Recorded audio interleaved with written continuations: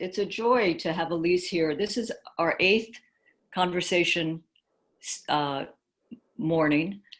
We've had extraordinary voices of humanity, of resilience, of resistance. Reverend Barber, Bill McKibben, Ai-jen Poo, Representative Pramila Jayapal. And Ilyse, I want to welcome a great friend, mentor, remarkable organizer, advocate. I can't think of anyone more savvy, more humane, more wise about what we confront today in the fight for reproductive rights and justice in this age of coronavirus and before. We all know the GOP and the right are using COVID-19 as an excuse to shut down abortion access, privileging ideology over science, shock doctrining the COVID crisis to assault reproductive rights. And Ilyse's expertise in mobilizing grassroots support around reproductive freedom is more valuable than ever. We will hear from her. I just want to say, we know these are tough times for reproductive access. I think, consider that since Roe v. Wade in 1973, more than 1,200 restrictions have been passed at the state and federal levels, more than a third of them since Republicans swept into power in state legislatures in 2010. Blue states have passed laws favoring abortion rights, but in most others, as Ilyse can speak to, it's only getting harder, only getting harder. During her tenure as president of NARAL Pro-Choice America since 2013, Ilyse has ensured that the conversation around abortion access is one about fundamental human rights and self-determination for women. She's also ensured that the discussion is how to support working women and families and their partners by connecting the dots between reproductive rights, economic security, our nation's prosperity. Many of you may have seen Ilyse at the Democratic National Convention. In 2016, Ilyse made history by sharing her own abortion story on the national stage, explaining that, quote, it's not as simple as bad girls get abortions and good girls have families.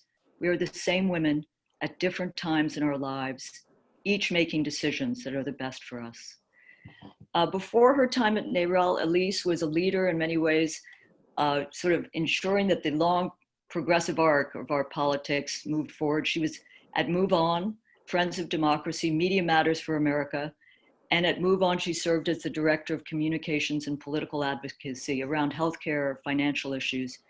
She contributes regularly to news outlets such as the New York Times, CNN.com, Cosmopolitan, Elle Magazine. She was featured as one of Elle Magazine's 10 most powerful women in DC. I'm most proud of the fact that she was a longtime member of the Nation editorial board, but understood the limits. Twins, now 5, taking on NARAL. But she has contributed many important articles. We were talking about Planned Parenthood, the Karen Handel, Komen, Todd Aiken. But she wrote a seminal piece in our December 2019 special issue. It was on the new politics of abortion, and I hope she'll talk a little bit. It was how to undo Trump's damage. And it's not just in returning to a pre-Trump status quo, it's how we think anew about reproductive justice and freedom. I also hope she'll talk a little bit about her forthcoming book out at the end of June, The Lie That Binds. It's an indispensable account about the right and how they've used anti-abortion politics in insidious ways, and the ideological larger movement bent on controlling women and people in a changing world. And with that, I turn it over to Ilyse. We're very grateful she has joined us, and thank you.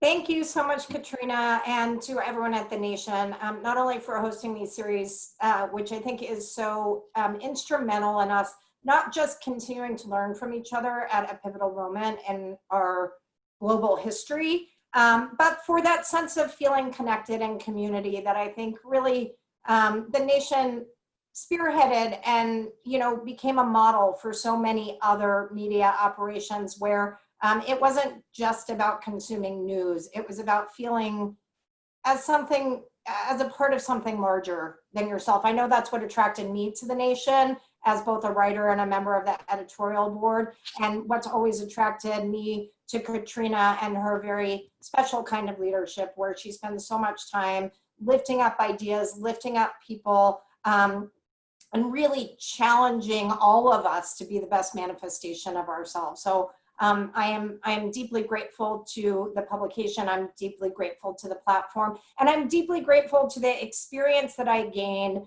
while writing for The Nation and participating in the editorial board, because it has made me fundamentally better at everything I do. It's made me investigate, it's made me question, and that's the lens that I brought to my work when I decided to become the president of NARAL Pro-Choice America 7 years ago. It was not actually a likely move for me. I did not come from reproductive rights, freedom, and justice. I came originally from international human rights and climate change work. I then, as Katrina went through my resume, worked my way through more domestic politics and movement building. But I do think that when I came to NARAL, I came a stronger and better advocate because I was determined to understand the foundations of what had gotten us to where we are. I'm a Texan by birth. I'm fourth generation Texan.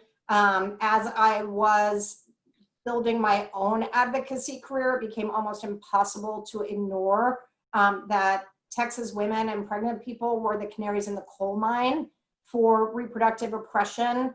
The damage that was being done was disproportionately to low-income women, women of color, rural women who could not afford access. And it really made me angry, but it also made me curious, because my experience growing up in Texas and my experience navigating through the world was that actually at the end of the day, people were what we call pro-choice, although I find that a problematic label, but actually people really believe that these are individual decisions that they don't want politicians making for them. And so one of the things I really started to question is, how is it, and by the way, polling bears that out, right? 7 in 10 Americans support legal access to abortion. Now 77% of Americans say that they don't want Roe messed with. 51%, I'm going to do quick numbers, I know they're annoying, but 51% of self-identified Republicans do not want reproductive rights and freedom messed with through the context of COVID, which we are going to talk about in a minute. And a mere 23% of self-identified Republicans agree with the modern day Republican Party on this issue. They are so extreme on this issue that not even a quarter of their own people actually agree with their position. They're voting Republican anyway, let's be clear, because other issues have trumped this one, but that is changing, and they know that. They know that since Trump has come in and given voice to the real underpinnings of the modern day anti-choice movement, that they are losing hearts and minds, they're losing people, and they are certainly losing women who have been defecting and voting Democratic since 2016. And why is that? Why is that extremism on display? Because much of what you know about the modern anti-choice movement, or I assume that you know, at least what I've learned, was surprising to me, right? If you go back to where what is now called the religious right mobilized around to get involved in politics in the late 60s, it wasn't stopping legal access to abortion, despite the fact that states had started to liberalize abortion laws pre-Roe. It was actually fighting school desegregation. And the first time that they invoked religious liberty in the political arena, which we now know mostly associated with Hobby Lobby case to, where bosses don't have to give birth control to their employees, but also in the context of fighting LGBTQ rights and Masterpiece Bakery and that kind of thing, was they said, look, it is our religious liberty to not send our kids to school with Black kids. That was the first time they used that term. Then they actually found kinship with a woman who has recently come back into the conversation, Phyllis Schlafly, through Mrs. America. And if you're not watching it on Hulu, I certainly recommend that you do. It's fantastic.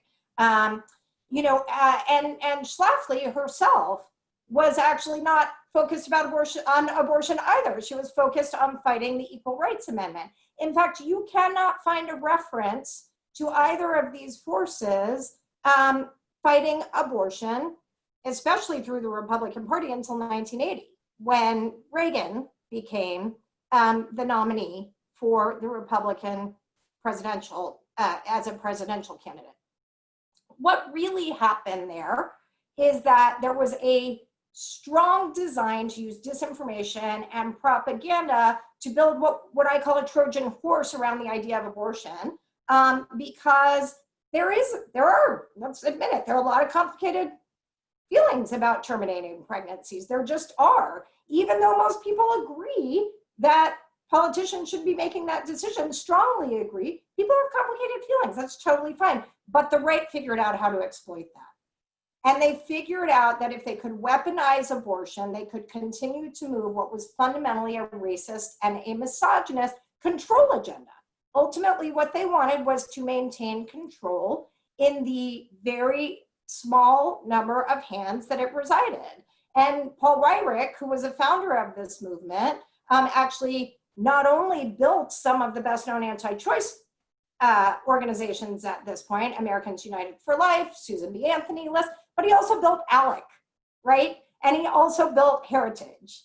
And he also helped build the Federalist Society. So one of the things that I hope that we can all do together in terms of what Katrina said, not going back to old ways when we come out of this moment, is recognize that in some ways we have played into their artifice by seeing these as separate issues, a separate group of people, when in fact it is the same group of people trying to maintain power and control for a small number of people.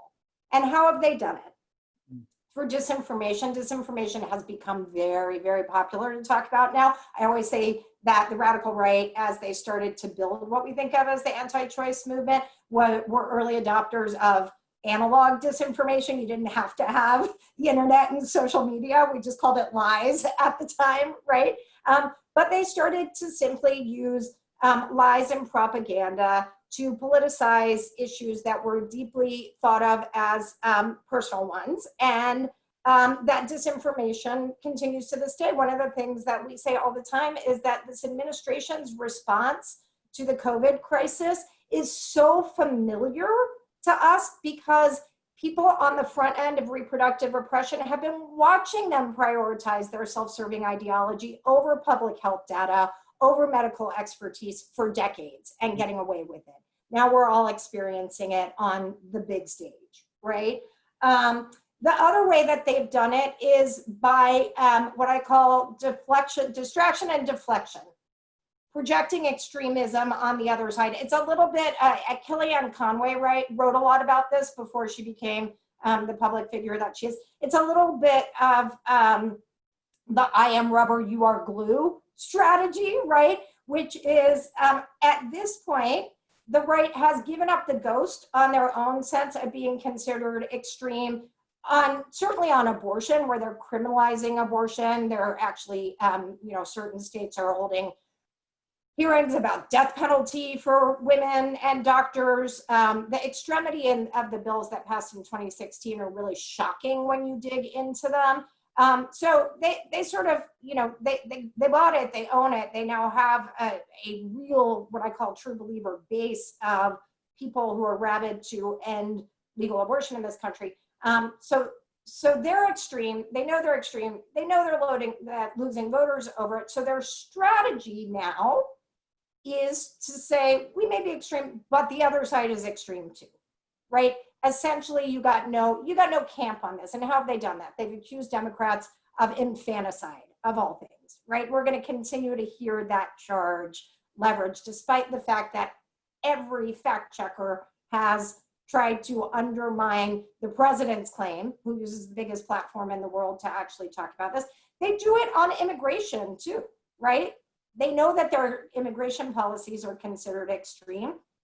So they, use things like open borders and caravans coming in a way to actually sort of neutralize the inherent advantage that progressives and Democrats have on these issues. And it's really startling and depressing to watch. So disinformation, projecting extremism on the other side, and then fundamentally undercutting democracy. right? There's absolutely no way you can advance an agenda that serves a very small number of people who are not that popular in the first place, unless you are undercutting democracy at the same time. And that goes to everything from gerrymandering to voter suppression to capturing the courts, which has been a long-term strategy. And certainly, you know, we can talk about in Q&A if you want the Kavanaugh fight, which really was successful in that it mobilized more people among progressives for the first time in history than it did on the right, even though they behaved in an extremely anti-democratic way by putting him on the court anyway. It can feel overwhelming. It can feel very depressing. And that's where we work very hard to make sure that people understand that what holds all of these elements of their strategy together is banking on the fact that we will either be silenced because these are issues that have been stigmatized for a really long time, which has actually far less to do with a single medical procedure than it does deeply embedded feelings about sex, sexualized women, sex outside of marriage, who's deserving of having families and who's not deserving of having families. And that has bought a lot of silence, even though we are the majority. They're banking on teaching us that organizing doesn't work. This was a really sort of sharp lesson for me out of Kavanaugh. It would have been so much easier for them to jettison Kavanaugh and replace him with someone who didn't have the animosity, who didn't have the track record, who didn't, you know, who would have been equally as bad, let me be clear, but harder to fight. But they wanted to teach us that organizing cannot work because they know that organizing is our superpower. So before I turn it over to Q&A, one of the things I would really ask that we all do together is know our history, call them on their hypocrisy, right? We have actually been running ads during COVID, and I'll spend just 1 minute on this because it's current day, that looks at the same people who are exploiting COVID to restrict abortion access, or trying to use COVID to restrict abortion access, claiming it's not an essential service, claiming that you know, doctors are hoarding PPE that's better needed in hospitals. Again, lies, disinformation.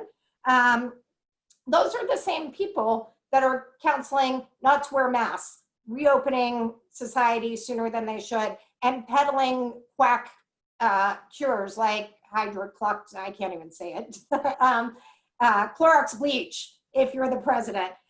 So, you know, this whole, but that's just COVID, right? And getting back to the fundamental of what we have learned is ultimately this was an issue that was used to reinforce control, restrict freedom and reinforce control. And that the keen insight that I have is, in fact, what led them to land on abortion as an issue to focus on to advance the goals of the radical right was that they could create a sense of stigma about it. But what they were really mad about was that a year before Roe came down, birth control was legalized for unmarried women. And what did that mean? They didn't like the fact that women were sort of realizing their own sexuality and become sexually empowered. But what they really didn't like is that birth control allowed women to enter the workplace and not leave because of unintended pregnancies and better plan their families. And that meant that women were challenging them for power. They were challenging them for power in the workplace and also challenging people for equality in the home space. And so part of our job here in knowing our history is to call them out on their real motivations, to recognize the integral nature of our fight against racism, our fight against misogyny, our fight for equality, our fight for economic justice, all ties up in their willingness to suppress and repress an entire gender of people by stigmatizing abortion. And we're asking you guys to join us, to use your voices, to use your votes, to call people out, to ask Republicans the hard questions that they never get asked because they depend on our silence. And if we do that, we can win. I will end on this. In COVID, we had a dozen states try and shut down abortion access. None of them have succeeded. None of them have succeeded because people have had enough.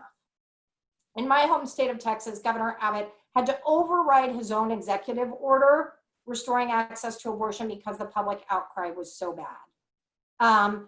They are losing votes, they are losing hearts and minds, and we have got to lean into this. And as Katrina said, we have got to come out of this with an entirely new framework of how we talk about this, how we shift culture to recognize that reproductive empowerment is economic empowerment, it is gender empowerment, and at the end of the day, it is what challenges the existing power structure to benefit everyone, and we've got to do it together. So I couldn't be more happy to be here today. I'm looking forward to the discussion, and thank you very much. Ilyse, thank you so much.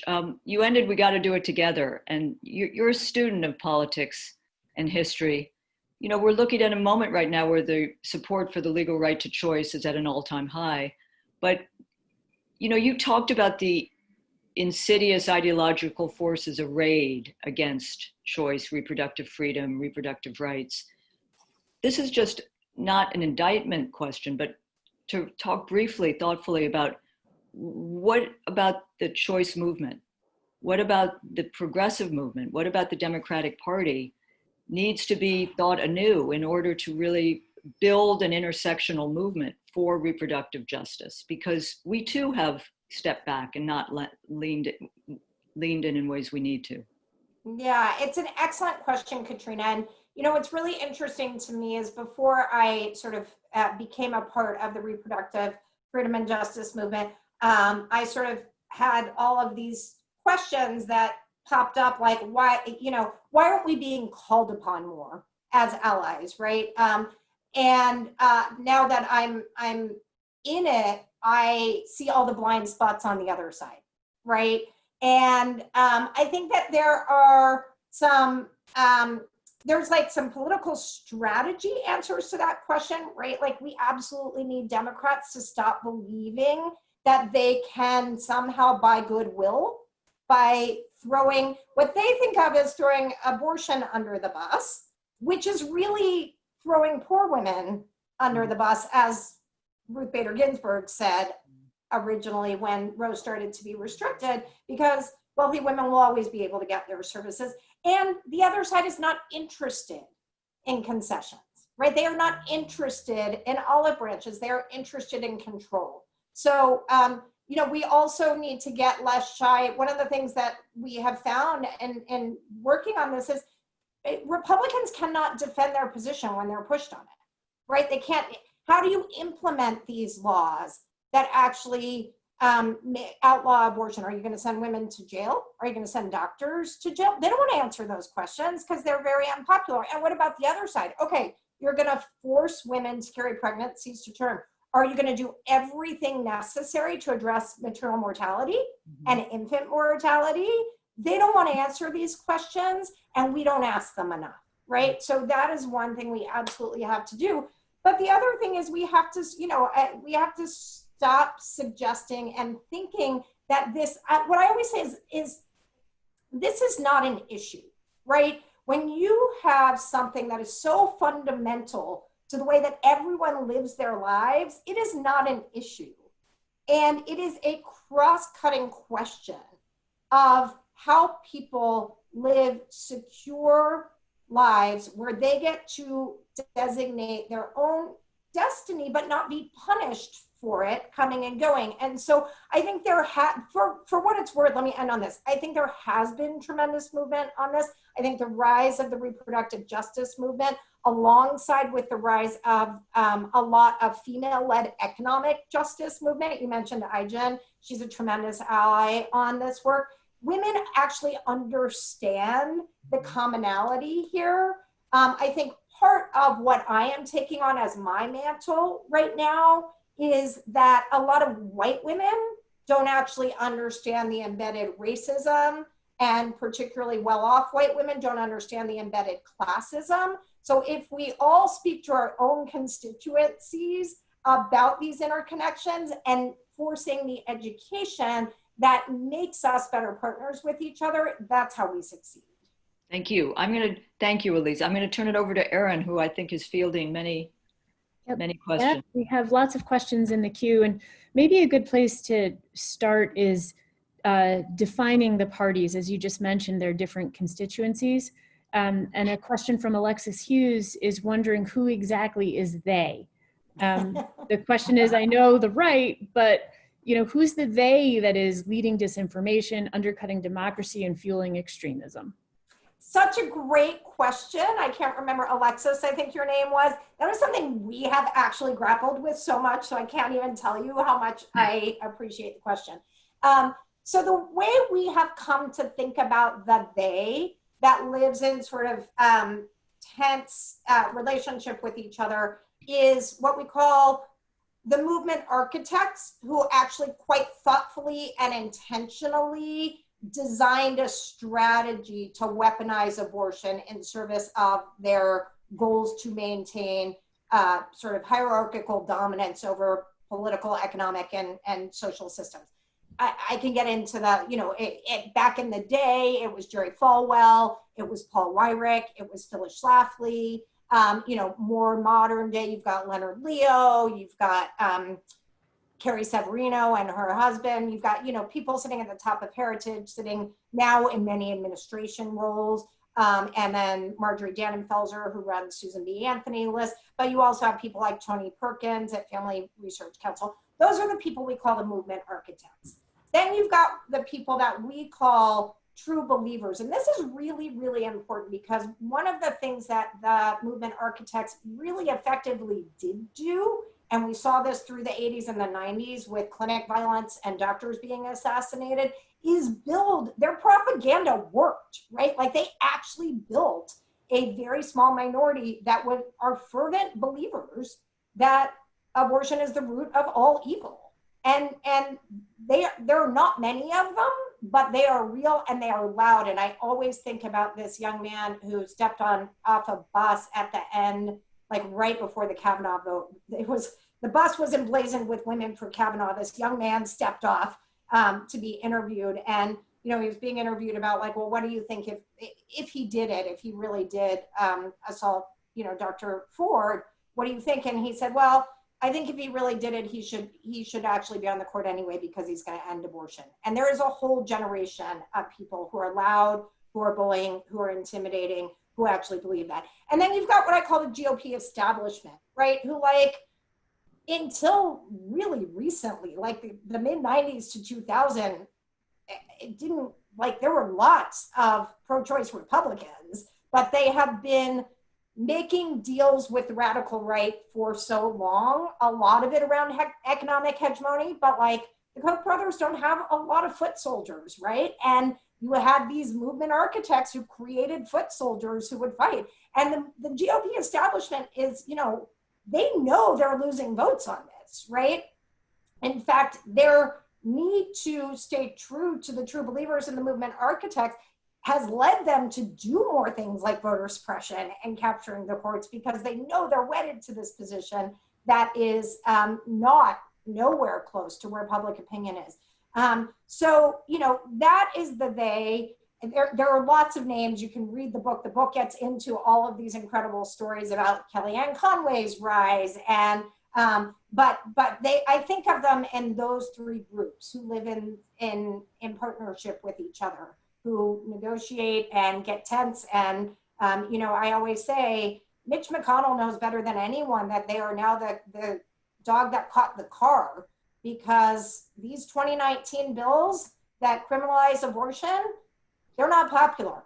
They are losing seats over them. So it's going to be really interesting to see how this unfolds moving forward.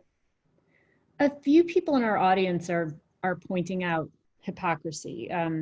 Cindy Cat mentions Republican support of war. Jordan Weltman is pointing out support of death penalty. And you've already mentioned hypocrisy, and it's a handy tool in the kit of a movement architect and a true believer. And I wonder if you can speak a little bit about hypocrisy and how does one counter? It's,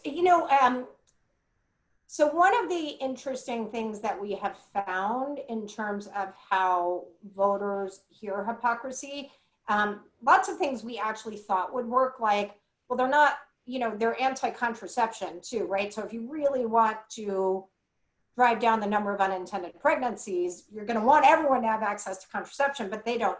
That does not work that well, because people are still affording them a sort of faith-based consistency there, but the other side does, right? The other side actually does, the side of not taking care of people when they are in the world.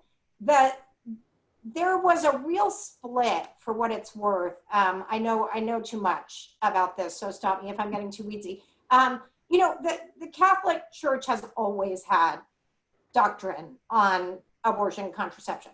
It's interesting that pre-modern day, it was not more important to them than things like funding for parochial education, and for what it's worth, ending the death penalty, right? There is ideological consistency there. And they also believed in separation of church and state. Mario Cuomo famously went to Notre Dame, the college, not the cathedral, in 1984 to preach about why it was crucially important for him as a pro-life individual to legislate in a pro-choice manner for democracy and for being able to live in a democratic society.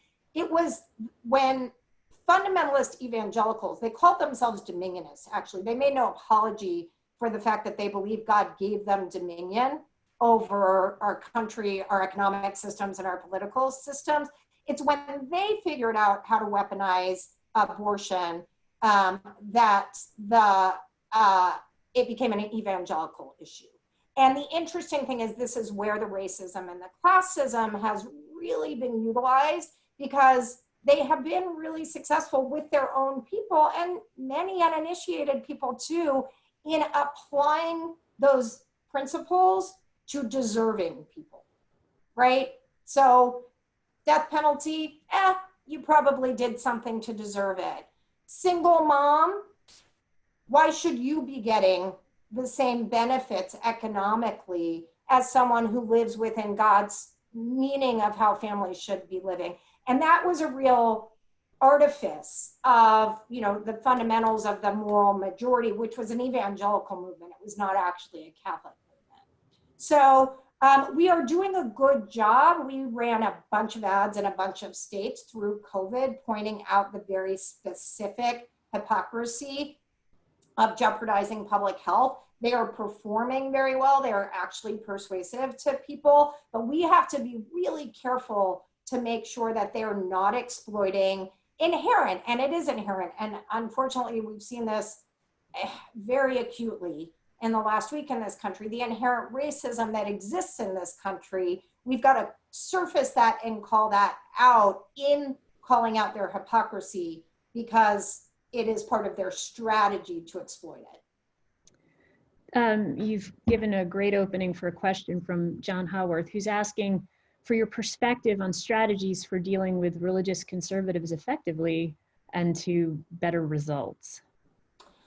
I mean, it's a really interesting question. So from a utilitarian perspective, the answer is we don't, right? If you look at the numbers, the people who I would call true believers, we don't actually need them to build coalition and win. And in fact, sometimes I feel like we spend too much time on them, quite honestly, because there's something that we feel like we need to convince them on.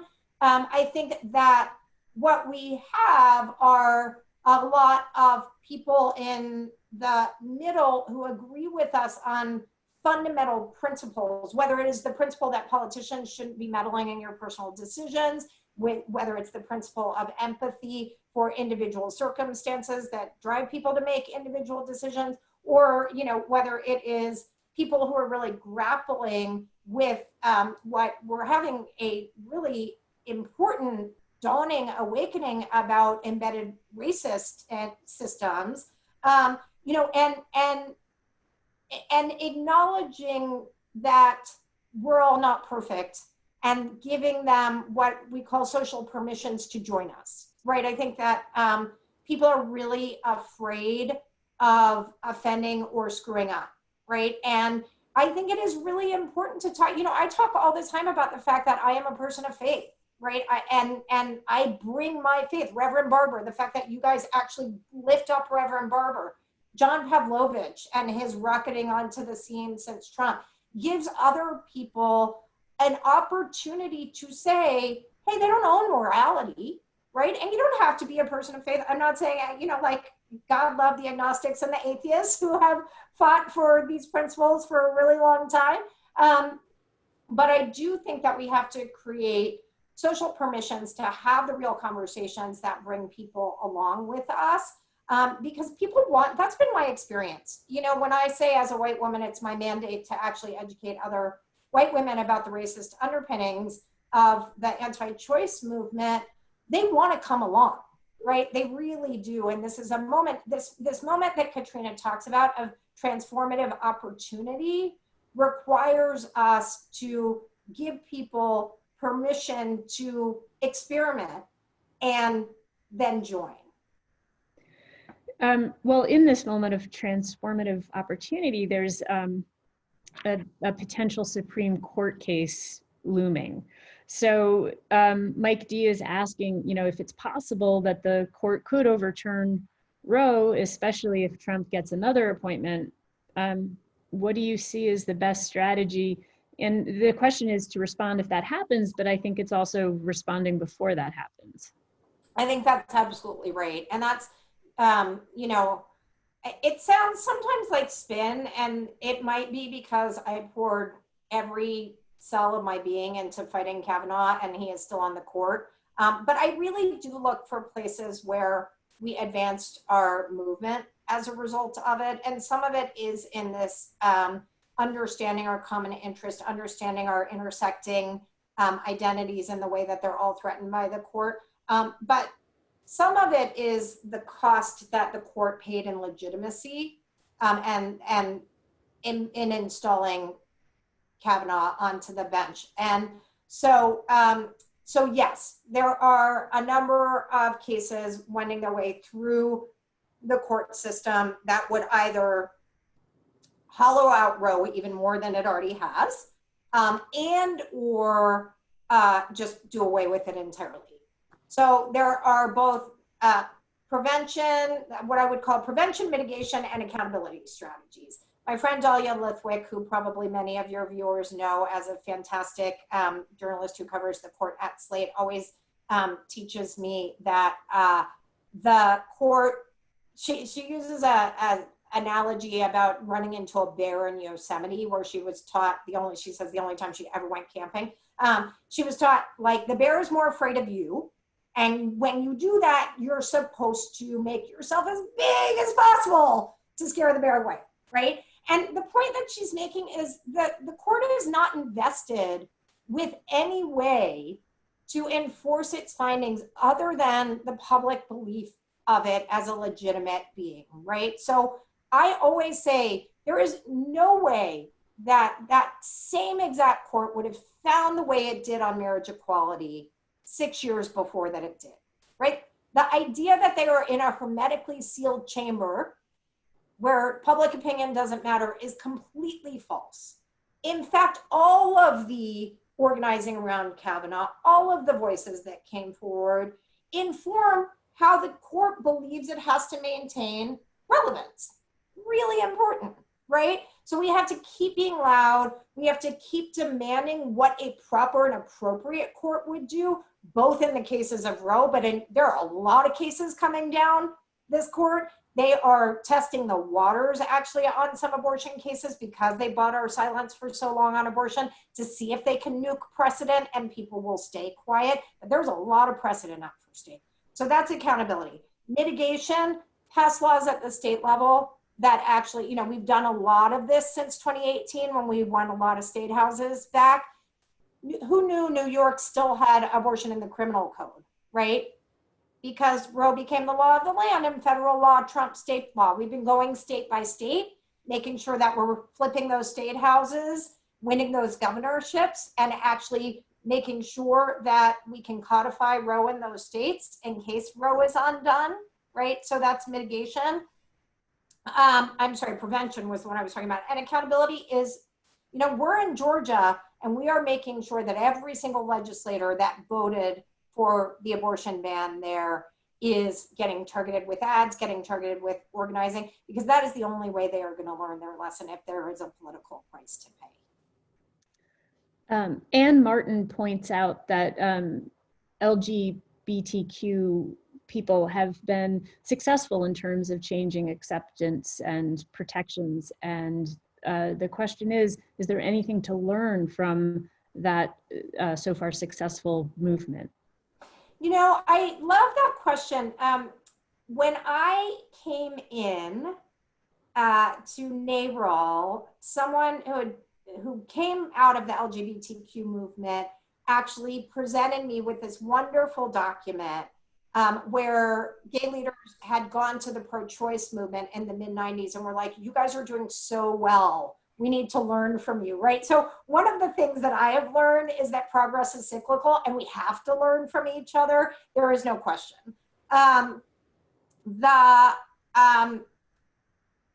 Let's be really clear about one thing, which is our destinies are and always have been tied together because the antecedents and the existing power in this movement is about normalizing what they believe a biblical definition of family is. So while LGBTQ people want on marriage equality and certainly cultural attitudes have shifted significantly, the question of their rights being imperiled is very real and very prevalent. And the undoing of those rights through administrative action and all of these agencies under the guise of religious liberty is very acute, right? So I always worry that people are like, our friends in the LGBTQ movement are doing just fine when in fact, actually they're not, they're regressing and their rights are even further jeopardized.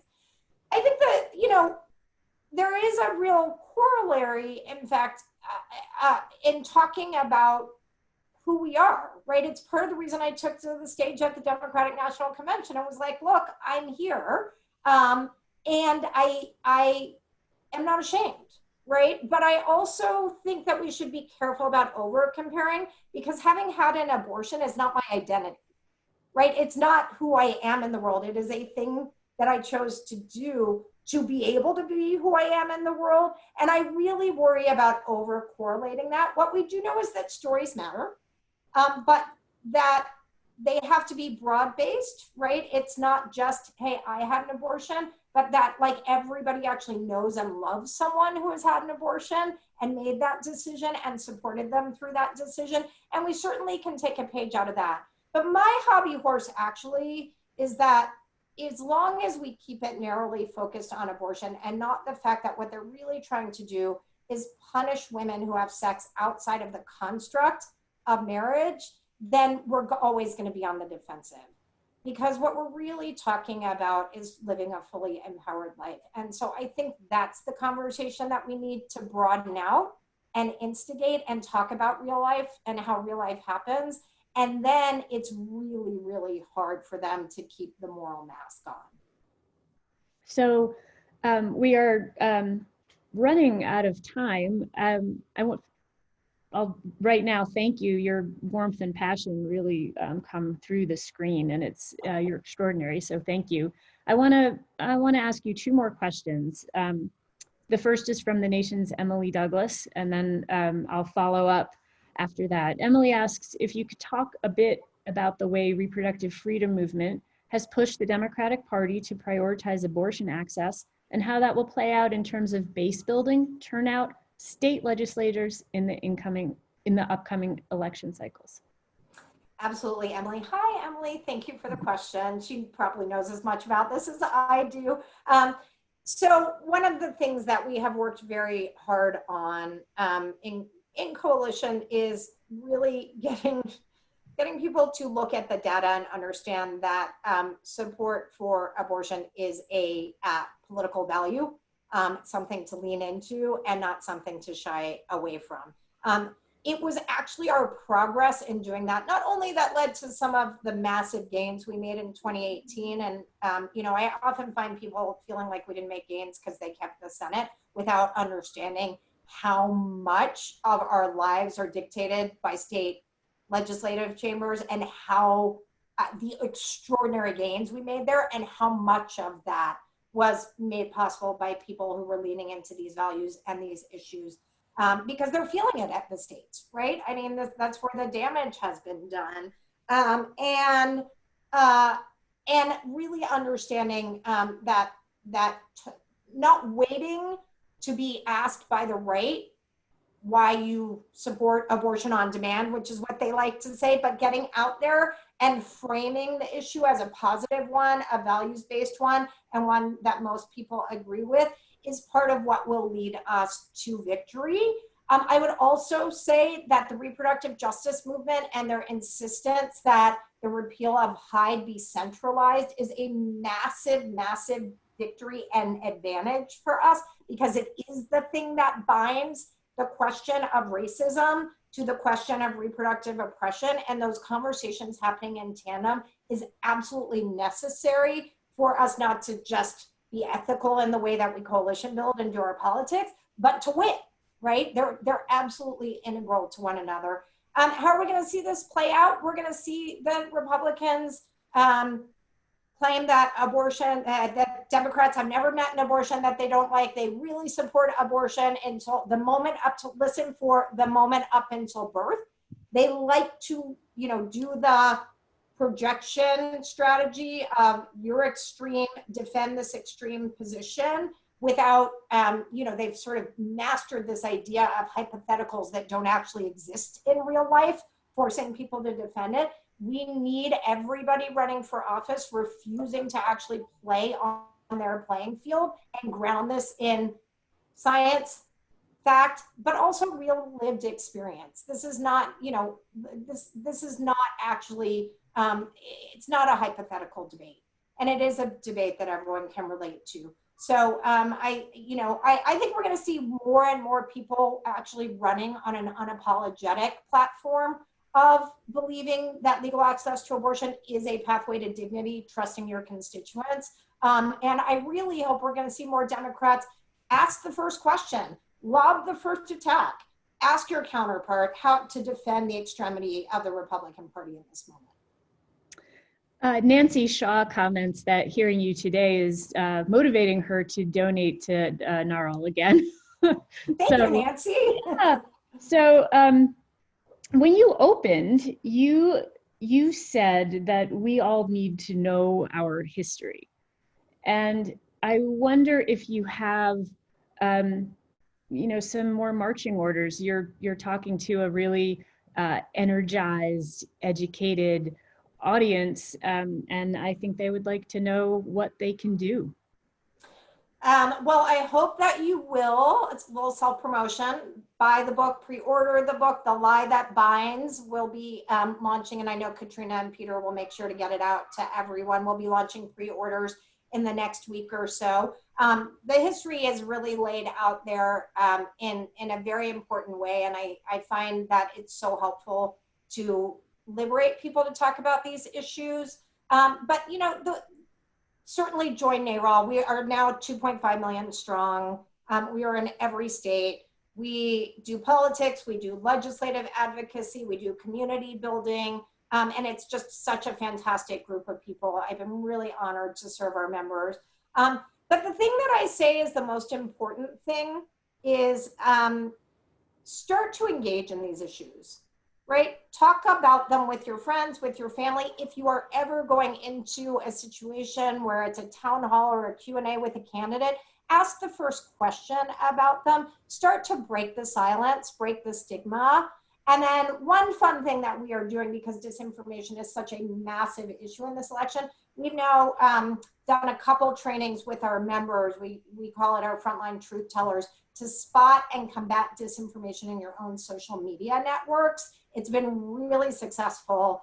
We're gonna be doing more. So when you join NARAL, We will train you to do that. One of the things that we know is an unfortunate consequence of the Trump era as people are trusting media less and less. We need to restore integrity in media, no doubt. But in the meantime, fighting disinformation, certainly on abortion and other health disinformation, but also on voter suppression. Now, the president with his railing against vote by mail, that happens best peer-to-peer.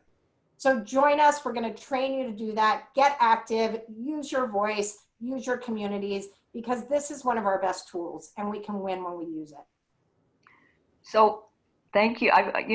Ilyse, I'm reminded in these conversations, you remind us of the possibility of transformative power. No wonder NARAL is as strong as it is. This, as Aaron said, was such a passionate, deeply informed by history, by your lived experience, by your vision, your ideas, your hopes, which are a rebuke to the hate and division which afflict our country. And in this shameful, the shameful actions, not just of the Trump administration, but of the right that you write about in your forthcoming book, it reminds us at The Nation, and thank you for calling us a community, because that is what we are in addition to being media, more reason for us to amp up our work as journalists of principle and conscience. And maybe you'll return to the editorial board someday. Certainly write for us. I did want to just close, if I could, someone I know Ilyse admires, and it's in recommitting to our mission of speaking truth to power, the great Toni Morrison, who served on the Nation's editorial board until her death, once wrote, this was in 2015 on our 150th anniversary, "This is precisely the time when artists, and we could say journalists, activists, people of conscience, go to work. There is no time for despair, no place for self-pity, no need for silence, no room for fear. We speak, we write, we act, we do language. That is how civilizations heal." And on that note, Ilyse, thank you for reminding us of how we can heal and become a better society. And thank you. Thank you.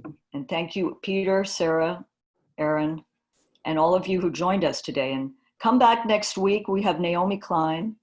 Then we have Robert Reich and Alicia Garza. So some wonderful people following the great Ilyse. Thank you. Thank you.